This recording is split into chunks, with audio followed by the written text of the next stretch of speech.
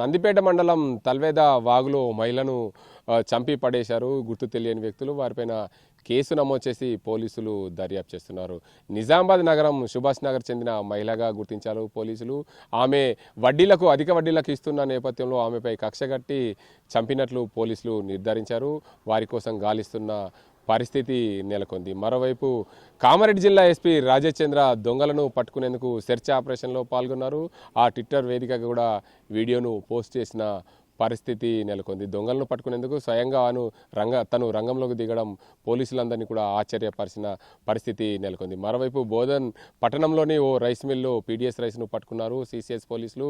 భారీగా నిల్వ ఉన్న నేపథ్యంలో బోధన్ పోలీస్ స్టేషన్ పరిధిలో ఉన్న ఆ భారీ నిల్వను పట్టుకొని సీజ్ చేశారు. దానికి సంబంధించిన తదుపరి విచారణ చేపట్టారు నిజామాబాద్ జిల్లా పోలీసులు. మరోవైపు నిజామాబాద్ నగర కార్పొరేషన్లో ఓటర్ల జాబితా తప్పుల తడక ఉందని చెప్పి ప్రధాన పార్టీలో ఆందోళనకు దిగిన పరిస్థితి నెలకొంది.